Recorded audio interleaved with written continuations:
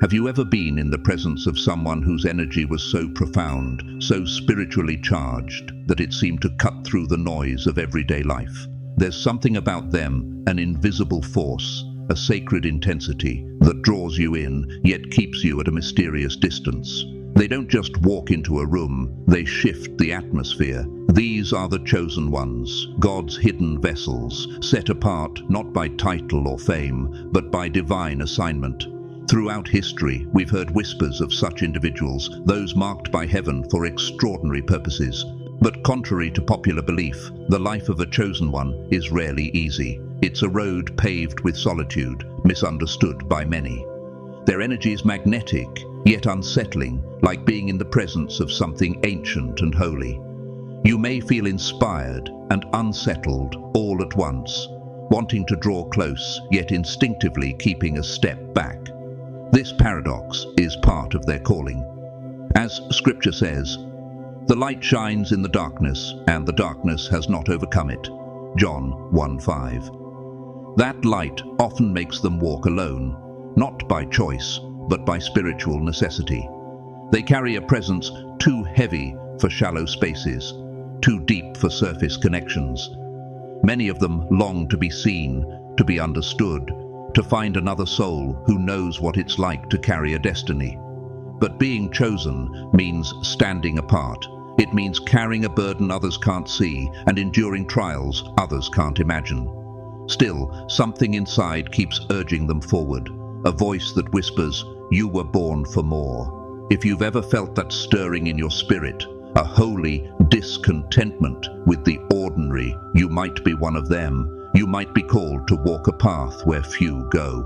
"Before I formed you in the womb, I knew you. Before you were born, I set you apart."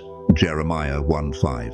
That kind of calling isn't about being flashy, it's about being faithful. Chosen ones crave authenticity. They see through lies, hunger for meaning, and resist blending in. Life throws its storms, but they emerge stronger every time. Their resilience isn't natural, it's supernatural. They don't just shine, they guide. They don't just survive, they lead others through their survival. Their light reveals not just beauty, but brokenness. And that's why being near them can be so uncomfortable. They awaken something in others, forgotten dreams, buried fears, deep desires for more. This makes people want to flee not just physically, but emotionally. Meeting a chosen one can feel like standing in front of a mirror that reflects not your face, but your soul. It's not just fear of the unknown, it's fear of being seen. Because their strength exposes your weakness. Their fire reveals what you've kept in the shadows. And yet, this is the very purpose of their calling, not just to illuminate, but to stir, to awaken, and to prepare the way for something greater. You are the light of the world. A city set on a hill cannot be hidden. Matthew 5:14. So, if this resonates with you, if you felt the isolation, the fire, the mystery, you're not alone. You were never meant to fit in. You were meant to lead. There's a sacred reason why the chosen often walk alone. Their very presence is like a divine mirror, exposing what lies beneath the surface of others' lives, reflecting insecurities, illusions, and hidden truths. This energy can be so intense that even in a room full of people, they stand apart, seen, but not fully embraced. Their spirit carries a resonance too deep for casual conversations, their words too piercing for shallow hearts. As Proverbs 4:7 says, "Wisdom is the principal thing. Therefore get wisdom, and with all thy getting, get understanding." Yet understanding is rare. The chosen crave meaningful connection, but their authenticity is often misunderstood, leading them to retreat into solitude or the safety of a few trusted souls. Their walk is not of arrogance, but of preservation. They shield their light not to hide it, but to protect the sacred journey God has entrusted to them. In silence, they find communion with the divine, and in stillness, their spirit breathes freely. The paradox of their life is that while people are magnetically drawn to their fire, they also fear its heat. Their charisma isn't performance, it is presence. People long to get close, but upon doing so, they are confronted with their own shadows. For nothing is hidden that will not be made manifest, Luke 8:17 reminds us. In the chosen one's eyes, others see their true selves, and the shock of self-awareness makes many turn back to comfort zones. So the chosen are admired yet avoided, sought after yet misunderstood, leading to a life both full of longing and rich with divine solitude. They resonate with the whispers of the eternal, their soul in tune with truths the world often overlooks. As Ecclesiastes 3:11 declares, "He has made everything beautiful in its time. He has also set eternity in the human heart."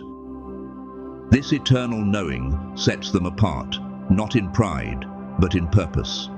They are not better, just built differently, carrying the mantle of authenticity in a world addicted to appearances. Engaging with them requires vulnerability and courage, a willingness to unearth one's own soul, but most flee before the real transformation begins. The chosen carry the burden of being both beacon and barrier, lighting the path, yet walking it alone. Their daily battle isn't physical but spiritual. Their presence shifts atmospheres, tears down facades, and breaks generational illusions. Ephesians 5:13 speaks to this. But everything exposed by the light becomes visible, and everything that is illuminated becomes a light. Their life is a living testimony to truth, not for applause, but for the awakening of the human spirit. And though many may reject them, every step they take echoes a deeper calling, a mission not of popularity, but of purpose. So if you've ever felt this sacred isolation, take heart. You're not lost, you're set apart, like Jeremiah, who declared, "Before I formed you in the womb, I knew you. Before you were born, I set you apart." Jeremiah 1:5. You carry something eternal. The world may not understand your silence, your fire, or your depth, but heaven does, and that is more than enough. Some are set apart, not by accident, but by divine design. Their separation from the crowd is not a weakness, but a calling. The chosen ones hunger for truth, for meaning, for the raw, unfiltered experience of life that transcends surface-level distractions. Their souls are not content to drift with the tide of popular opinion. Instead, they rise against it, questioning, seeking, and breaking through the mundane with a spiritual intensity that often leaves them misunderstood. In a world that clings to the temporary and worships the superficial, the chosen ones feel like giants trapped in a room built for the ordinary. Their discomfort is not just emotional, it's spiritual, a divine misfit between heaven's blueprint and earth's norms. As Romans 12:2 declares, "Do not conform to the pattern of this world, but be transformed by the renewing of your mind." That transformation often leads them into solitude, not as an escape, but as a sanctuary. In silence, in prayer, in the stillness where God whispers, they find themselves again and again. They are drawn toward people who understand the language of depth, those rare souls who also yearn for what's unseen and eternal. These sacred connections, though few, ignite something powerful within, a reminder that even in solitude, they are never truly alone. There's also a fire within them, a divine urgency that cannot be quieted. Jeremiah 29 echoes their inner reality. His word is in my heart like a fire shut up in my bones. I am weary of holding it in. Indeed, I cannot. Activities that distract from that inner mission feel empty, even painful. So they return again to solitude, where clarity is born, where the noise of the world fades and the voice of purpose grows louder.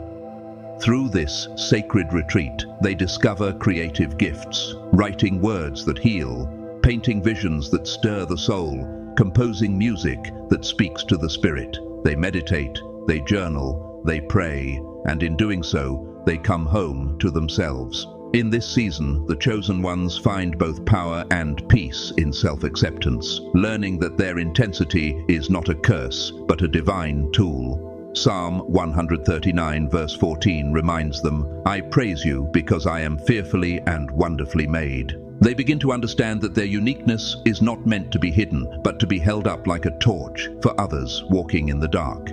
As they connect with like-hearted people, sometimes in the most unexpected places, they form communities built not on conformity, but on shared depth and authenticity. And in this connection, they become catalysts for others. Their life becomes a living sermon, showing that true belonging isn't about fitting in, but about standing out with grace and purpose. Their journey isn't easy, but it's sacred. They are spiritual pioneers, vessels of God's truth, and reminders that there is a higher path for those who dare to walk it. As 1 Peter 2:9 says, "But you are a chosen people, a royal priesthood, a holy nation, God's special possession." So let me ask you, do you feel like one of the chosen, navigating a world that doesn't always make room for your light? Share your story in the comments. Your voice may be the encouragement someone else desperately needs. And if there's someone in your life who carries an unseen power, reach out, connect with them soul to soul. You might just uncover a divine ally on your path. The world needs your light now more than ever. Embrace your authenticity, speak your truth boldly, and let your life inspire others to rise into their own calling. If this message speaks to your spirit, hit like, subscribe, and join us next time as we continue to walk the path less traveled together.